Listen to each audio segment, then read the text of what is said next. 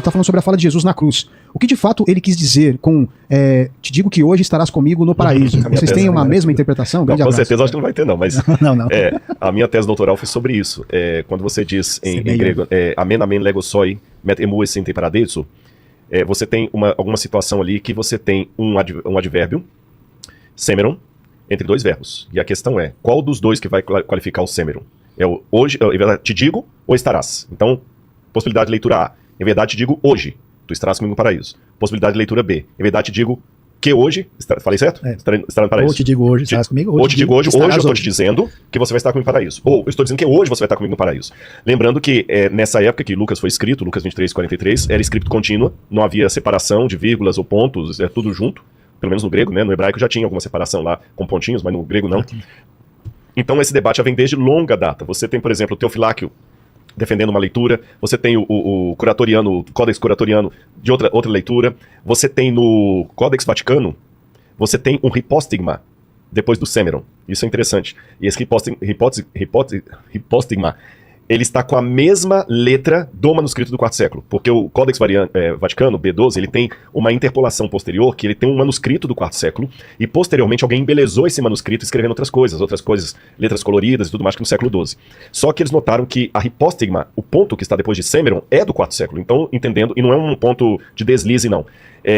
O copista entendeu, em verdade digo hoje, você estará comigo no paraíso. Aí fazendo uma anotação, tanto na Septuaginta, quanto em outros documentos de grego koiné, eu percebi que todas as vezes que o advérbio, vou falar da Septuaginta para ficar mais fácil, o advérbio vem entre dois verbos, em 99% dos casos ele qualifica o verbo da antecedência, nunca o posterior. Na Septuaginta temos vários casos, em outras literaturas gregas, então por questão gramatical, se eu seguir a tendência, que é bom explicar uma coisinha aqui para vocês, que eu acho que nisso o Sayão vai concordar comigo. Não existe uma gramática pronta do passado, como uma gramática de hebraico que ele escreve hoje. Como é que ele sabe uma gramática de ugarítico, uma gramática de sumeriano? Não, hoje. É feita, você pega hoje, tudo que foi produzido, vê o comportamento. Você tá entendendo? Olha, interessante. Toda vez que ele escreveu esse verbo aqui, assim tal, entendeu? Tem essa tendência, igual o Sayão falou aqui, olha que interessante. O nome de Deus, o verbo vem assim. Quando ele fala isso, não tem uma gramática do primeiro século hebraico que conta isso. É pela observação de como o texto é usado na Bíblia. Então foi isso que eu fiz. E descobri que na maioria absoluta dos casos, com exceção de 2% ou 3%, que são dúbios, o advérbio sempre qualifica o verbo da antecedência, nunca posterior. Além disso, você tem um paralelo linguístico, hebraístico aí, porque, por incrível que pareça, Lucas, apesar de ser provavelmente, não sei com certeza absoluta, o único autor grego dos 4 evangelhos, é o que tem a maior quantidade de semitismos. Mais do que o Evangelho de João. O Evangelho de João tem 13%, Será Lucas que não tem 38%. Será que não é um prosélito? Com certeza. 38% do Evangelho de Lucas são semitismo. Para quem não sabe, semitismo é essa forma hebraica ou aramaica de se expressar. Como se eu falasse assim, eu vou parquear o carro ali fora e depois vou chamar para minha mãe. Você está falando em português, mas você está pensando em inglês. Chamar para minha mãe, eu vou ligar para minha mãe. A gente fala chamar em inglês, I'm gonna call to my mother, né? Eu vou cair ali, por exemplo. Né? Então, caindo tudo aí, Vilela. Então, esse semitismo significava que Lucas estava escrevendo em grego, mas ele tendo... acaba de quebrar tudo aí, pé da bomba aí, tá perigoso esse negócio, viu, gente? Mostra que tem uma bomba ali, ó. Lucas, então, ele estava escrevendo em grego, mas com um forte substrato hebraico, aramaico por detrás. E quando você vai ali no Antigo Testamento, tem várias situações em que Deus fala, o mandamento que hoje te ordeno. Hoje, sempre referindo ao que estava antes. Aí o Hayom, né? Hoje te ordeno. Sempre assim, que em português parece redundante. É redundante. Se eu tô falando é hoje, não tô falando amanhã. Então tem toda essa questão aí, que eu tô tentando resumir em 2 minutos, uma tese que gastou 5 anos, defendi na Universidade Católica, foi publicado até um trecho, um excerto dela na Edições Paulinas. Então eu entendo que gramaticalmente a melhor é traduzir a Bíblia, em verdade digo, hoje tu estarás comigo no paraíso. E as versões que traduzem que hoje estarão comigo no paraíso, não fazem por questão gramatical e sim por questão teológica, porque entende que o ladrão foi ao mesmo tempo. Sim, por isso que falei que sabe. Aí nós temos perspectivas diferentes. O argumento do outro lado é que muitos grandes especialistas, inclusive que fazem a pontuação do Novo Testamento grego, consideram o semeron ligado ao próximo, porque a frase, né? Eu te digo hoje, estarás comigo no paraíso? Eu te digo, hoje estarás comigo no paraíso? Eu te digo hoje, né? Eu te digo hoje. Então, assim, parece ser muito menos adequada no contexto, né? Por que ele vai colocar um hoje para uma coisa que ele está dizendo? E não é um mandamento, é uma promessa. Bom, eu sei que a discussão para onde vai o advérbio. Mas até 2 coisas para fechar aqui. O interessante é o seguinte, o Bruce Metzger, que é o que ele fala que é um dos grandes especialistas, quando faz o comentário lá que o Metzger, que é um dos que coloca a pontuação lá, né? Sim. Ele mesmo admite que é uma questão teológica.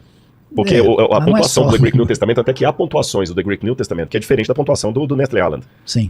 Há diferenças. Então, quer dizer, por mais que tenha Mas eruditos que mesmo no digam Nest isso... Allen também tá... Não, nesse texto. Eu digo assim, a pontuação não é uniforme. Então, há espaço. Tem discussões. Uma Bíblia agora francesa, a Traduction Communique de la Bible, A TOB francesa. A TOB, ela traduz. Aujourd'hui, tu serás avec moi dans le paradis. O Jourdui está entre vírgulas. Interessante. Mas isso é interessante, porque aí você deixa a ambiguidade. Exatamente. Foi uma das coisas que eu trabalhei lá.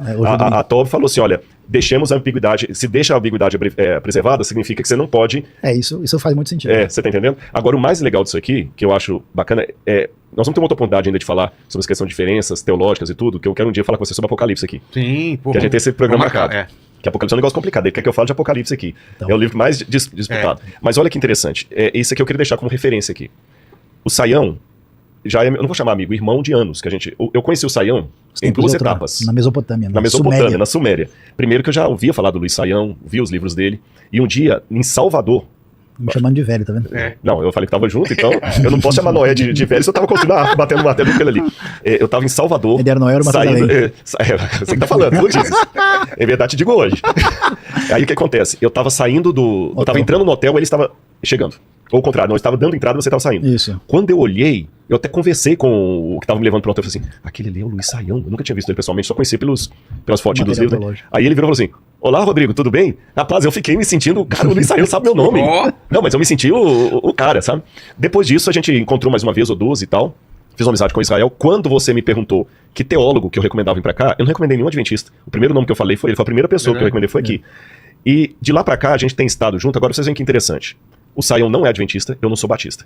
Há pontos que nós concordamos, pontos que nós discordamos. Mas, ainda assim, nós podemos ter uma comunhão em conjunto. Então, por que cargas d'água? Eu sei que o tema não é esse, mas como a gente está aqui para educar as pessoas... o pessoal não entende. Por que cargas d'água? Você está entendendo? Dois cristãos acham que ele só vai ganhar mérito se ele desfizer do outro, se ele querer provar tudo... Sabe, eu não sei. Eu vou pro céu guardando o sábado. E lá, eu tenho certeza que eu vou encontrar o Saião, não sei se tá guardando domingo ou sexta-feira. Lembra que a gente falou? Os dois. Você tá entendendo? Então, assim, eu não tô sendo hipócrita com isso. Faz parte da teologia que eu admito, a ideia de que a igreja de Deus é maior do que a igreja que eu frequento. Eu fui participar, Rodrigo, num Desculpa ter puxado esse assunto, mas é para educar as pessoas. Um evento sobre paz mundial. E aí, foram representantes de diversas perspectivas religiosas. O cara que falou comigo, do meu lado, então era um muçulmano. Então, o muçulmano falou dando palestra. Assim, cada um foi dar uma palavra lá, uma espécie de, sobre a paz. Agora, porque eu sentei com o muçulmano ali, por acaso, e agora virei muçulmano, então acho que o pessoal não entende, né? É que duas pessoas que têm pontos de concordância e pontos de discordância podem conversar amigavelmente e respeitosamente. Aliás, você é da religião corintiana e eu sou da religião santista. A gente continua amigo, né? Mas não esqueça de falar que eu sou atleticano. Não é que eu sou adventista que você vai me escutar. Você nunca falou, né? Eu sou atleticano, não praticante, mas sou. Você acha que eu tô afastado. Eu tenho que voltar. Eu tô voltar a frequentar. Eu tô afastado aqui do Galo. Você tem que torcer pelo menos pro Juventus pra se adaptar aqui. Cadê a prática? O nome de um jogador Não, se futebol fosse religião, seria ateu, meu amigo. Que eu sou. Mas, gente, desculpa ter desdobrado isso aqui, mas eu acho bacana isso colocar o Saião, porque. E até eu vou mais além. Eu acho que ele vai concordar comigo. Se a gente transformar tudo que nós pensamos em conceito, eu acho que há maior concordância do que discordância. É claro, imagina. Maior coisa. E ainda que fosse o contrário. Quem sou eu para falar que ele não é um homem de Deus? Quem sou eu? Não compete a mim. Então eu falo, olha, eu acredito desse jeito, eu vejo assim, ele vê assado. Agora, se eu falar, ele não vai pro céu porque ele discorda de mim aqui...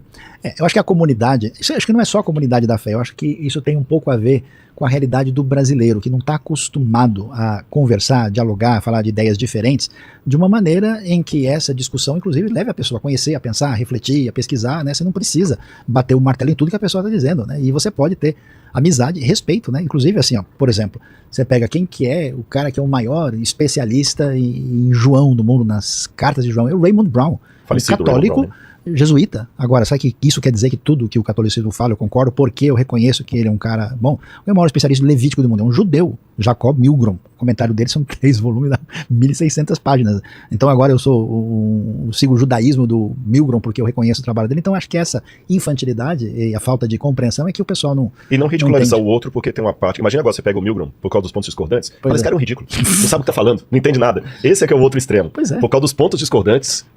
Saião não sabe nada de Bíblia, não, tem que estudar mais, não sabe nada de grego, entendeu? Não é por aí, não acho que não é por aí. Acho legal o Jonathan Sachs, né, o grande rabino. Que é o rabino judeu, inclusive. Ele teve conversas de diálogo com ateu, né? E foi conversas interessantes, muito promissoras e valiosas, né? E aqui a gente tá tendo conversa de um atleticano com um corintiano e um palmeirense, né? Palmeirense chamou de palmeirense. Não,